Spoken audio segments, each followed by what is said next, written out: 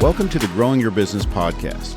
This is the show that dives into the big question, what's in it for me, for both the business and its customers? On each episode, we sit down with a business owner or leader to uncover their why, their values, and the stories that drive them to grow their business.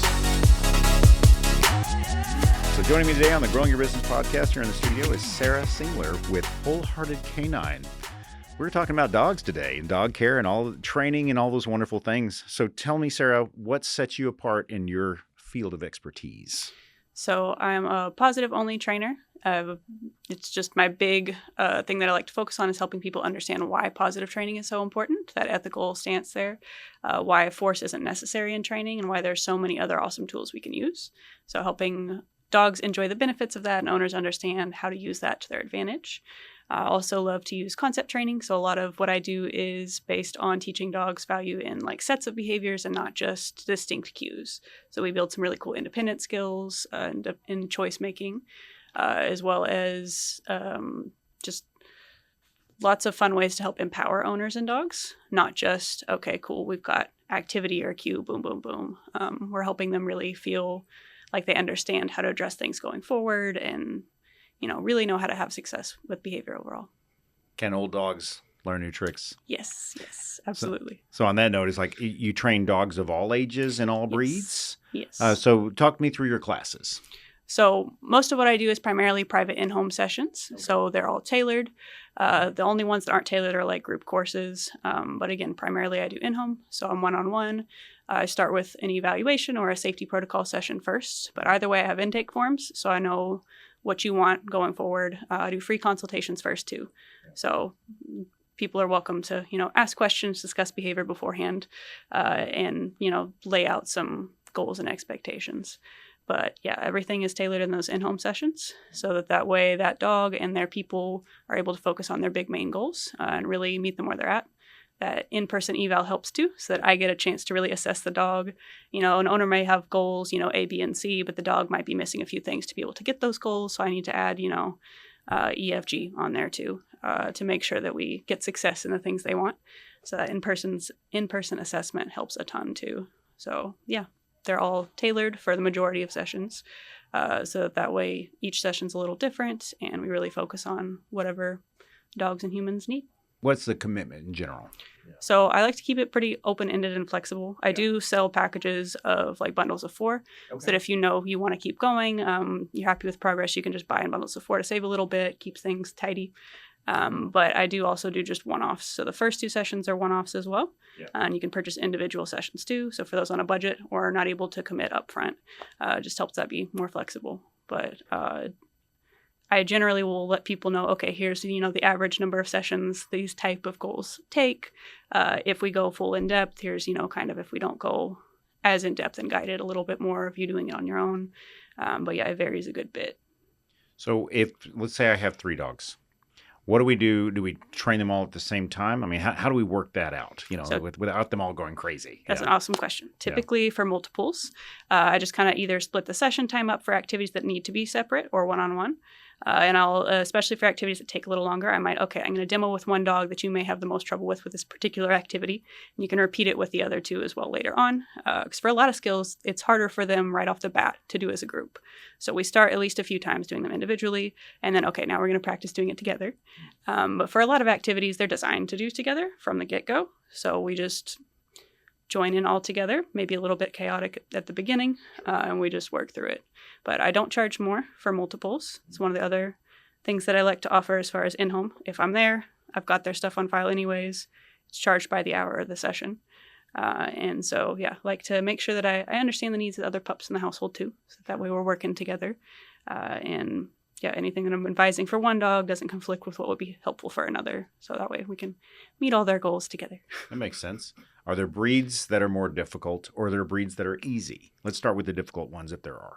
So I get asked that a lot, actually. And the reality is a lot of times that there isn't enough, motivation. We're a little bit too bored. A lot of times certain breeds get labeled as like stubborn or lazy. But the reality is a lot of them are specifically bred for independent work. So they're not bred necessarily to work alongside humans.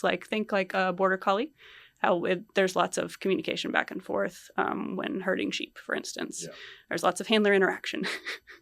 Whereas like a rat terrier, they are not bred for interaction during their job. They're bred for independent work by instinct. So a lot of that comes into play too, where people expect a lot more cooperation from dogs in areas that are not as natural for them. But a lot of times there's, we don't have enough motivation, we don't have enough value attributed, and then there's just very human, unnatural expectations. So I love helping dogs that are marked as like stubborn or difficult. I really arise to the occasion with things that are, safety expectations or safety skills kind of stuff, or important key goals. But absolutely, they're not breeds that are harder or easier other than factors like that. Like if you want, a really, really snappy recall across a huge distance, maybe don't get an English bulldog. Oh, right. We want to make sure we're picking a dog that's like suited for the things we want to do, But I like to say that dogs aren't stubborn or difficult in the human sense. I'm preparing my house for you to come over. What's the plan? Awesome question. Yeah. Typically, like the living room kind of area, dining area sometimes too, is where we spend most of our time. But sometimes we'll need to go into certain areas that are like tied in with the behaviors themselves. Backyards, of course, I spend a lot of time there. Sure. Like for some dogs, if we have stress with getting in and out of the car, we spend some time in your garage or your driveway and we work on that. Spend a lot of time around neighborhoods too, making sure we can respond nicely and, maintain healthy use of healthy coping skills and apply it in like neighborhood setting. But yeah, typically living rooms and backyards where I spend the most time. Do you run into any obvious mental or physical health issues because you've seen so many animals that the owner may not be aware of? And what do you do in those situations? So I definitely point it out, and I always recommend a vet check or call or consult with vets, see if that's something we should be concerned about. Like for instance, sometimes with some young pups, I've seen a few instances where I could tell, okay, the knees or hips don't look like they're quite behaving just right. They might grow out of that, they might not, but absolutely at their next checkup, because they have them very frequently at that age, absolutely point it out, have them do a full exam there of the hips or knees. Sometimes those things will be, when you see dogs move on a regular basis, you can kind of spot that early, especially in a young pup that should be moving in certain ways. But for the most part, as far as my intake goes, I have questions on there that help me see a lot. And especially if we've got bite history or bite risk factors, it's definitely one of the things I have on there. I need to see, or I need to know like when their last vet check was. Do we have any concerns? It's in my questions. Do we have any concerns for like pain, discomfort, history of, stress, injury, surgery, stuff like that? Because that absolutely definitely plays a part in behavior. We want to rule out pain factors first and address all the medical components. Right. And I always refer those things out to, hey, I'm not a vet. We want their help for that. Yep. Right. Stay with us. The Growing Your Business podcast will return right after this. Ready to amplify your brand's voice? At Blue Mike Studios, we transform your ideas into captivating podcasts and videos. Whether you're launching your own show or guest starring on ours, we've got you covered. From recording and editing to social media promotion. With state-of-the-art 4K video and crystal clear audio, your content will shine. We offer guest packages on our podcasts and offer segments from the show for you to share. Or let us help you build your own branded podcast with custom strategy, branding, and full production support. Visit BlueMikeStudios.com today and let your voice be heard. Please check our show notes for sponsorship links and additional details. Now, back to the Growing Your Business podcast with Buddy Broyles. Talk to me about the equipment you use. And what you ask us to be prepared for, as you're training our pets. Awesome. Yes, I am entirely force free, so you won't see shock collar, prong collar, none of that. No like leash pops with the leash. Obviously, I use leashes, but sure. You won't see any like physical punishment or correction with tools like that. Typically, I ask that owners have, a well-fitted like flat collar or martingale, depending on the dog. Martingale is just like a limited slip collar. It doesn't function like a choke chain. It's just so they can't escape if they panic, sort of thing. We want to keep them nice and safe from cars when we're out and about. And then always a well-fitted harness. There's been a few over the years where we have certain injuries or growths or whatnot where a harness doesn't always work. But 99.9% of the time, it's required for like our outdoor activities. We want to make sure we're distributing pressure nicely. And I absolutely have some info on my site and love helping guide people if they have any questions as far as what kind of harness is best.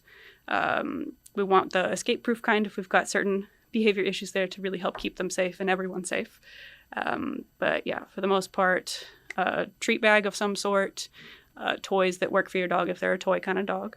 And then, yeah, secure harness, flat leash, no retractables, none of that. Just flat and secure collar for like ID tags. But I always help people if they're currently or previously using aversive tools like, say, like shock or prong collars. I always want to help guide them through that. There's no shame. We do the best with what we know, and it's my job to help provide more info if that's needed to be able to use new tools, new strategies. So I love helping guide people with, okay, here's how we replace that. Here's the tools and or equipment that we use in place to safely help you feel, confident using new tools and strategies. So yeah, lots of fun, positive stuff, and always help guide if needed. What are the common, I'd say, commands, the types of things, and again, being a novice pet owner myself, I've had dogs in my life, and it's always the sit, stay, come, stuff like that. But are there other cadences or mnemonic tools that you use? What's kind of in your armamentarium, if you will, of like, I teach these 15 things, like what are those? The common and then the additional, maybe there's some outliers, maybe like I'd say like using Dutch to make commands or something. Tell me about those. So one of the most common ones that's becoming a little more popular now that I like to teach is like a nose touch or target. So like you hold out your hand and the dog taps your hand with their snout.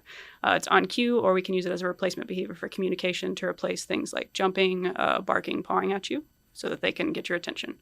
It's also used a lot for like alerts, certain like medical or service tasking.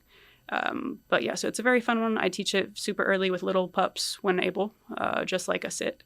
But yeah, that one's very popular. I also like a middle in some households, not all, where it's a position cue, so that where they stand in between your feet, like facing forward with you. Place obviously is a go-to. That one's really popular in general, like a boundary cue.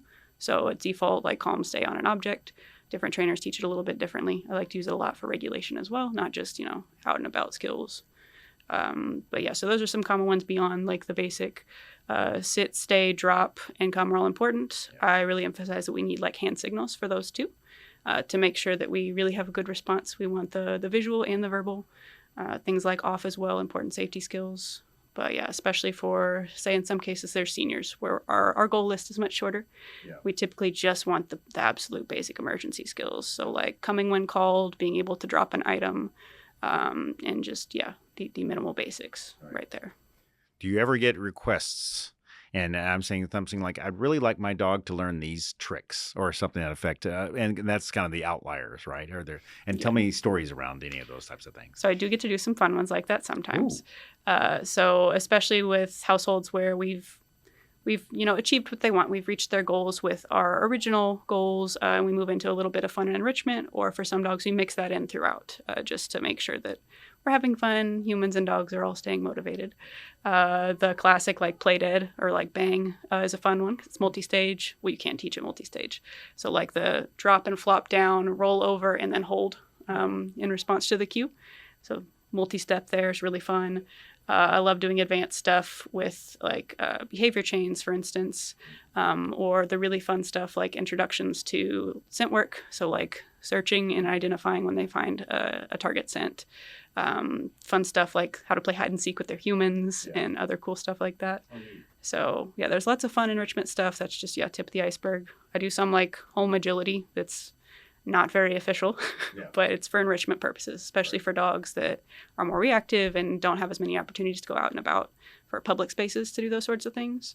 But yeah, all that kind of stuff is very fun to get to do. What's the typical format? Are you, how long are you at the home? And then what's the owner's commitment for best results? Yeah, good question. For most sessions, I'm there for an hour. For the first couple starter sessions, they're both an hour and a half. One of them is actually over Zoom because it's a safety protocol session. It's not for all dogs. It's based on behavior classification. But other than those first two, sessions are an hour each. And typically I recommend, it varies a lot. Typically I recommend anywhere between 3 to 15 minutes a day of direct actually doing the activities we've worked on for each dog. So let's say you have 3 dogs. If that sounds like a lot, cool. We do 3 minutes per dog per day, 6 days a week. Make sure you give yourself an off day so you don't burn out. And if you feel like doing more one day, awesome. But that way it helps you get that consistency. It stays fun. It doesn't feel like as much of a burden.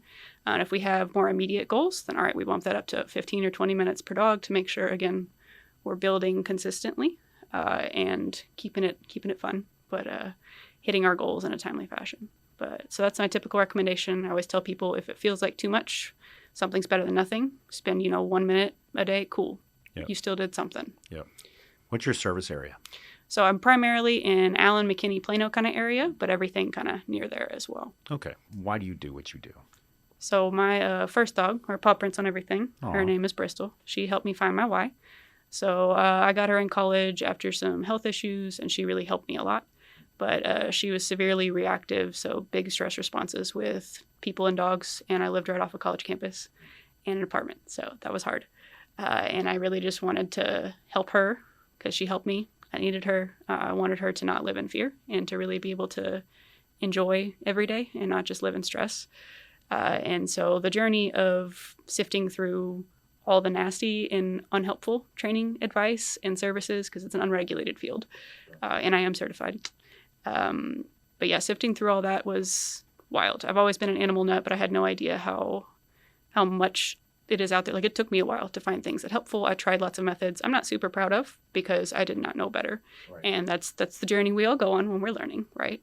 But yeah, once I did finally find methods that were like what I do now, it was incredible. And it was life-changing. And, she and I got our joy back on walks and in general. And that just became my passion and eventually became my business when people started asking for help. And I realized there really is a need for this. And I want to help provide that for other people because it's just incredible to go from, can I even keep this dog that has changed my life, to, yeah, cool, I can do the same for her and just, yeah, help her live life to the fullest. So I love getting to do that for other people and really just help their puppos live in harmony with the humans in their house, the other pups, their whole community, just in general. How do you like to be reached? Email, text, call, all of them are good. Okay. Anything. Excellent. We'll put that contact info in the show notes. So just scroll down, wherever you're listening or watching, and everything Sarah's given me is right there for you to contact her. Well, Sarah, I appreciate you coming and being on the show today and sharing the story about Bristol and your history of what you do and why you do it. It's been great talking to you. Thank you so much. Thank you for having me. Thank you for joining us today on the Growing Your Business podcast. Please see the show notes for links to our sponsors, our social media, and to learn more about today's guest.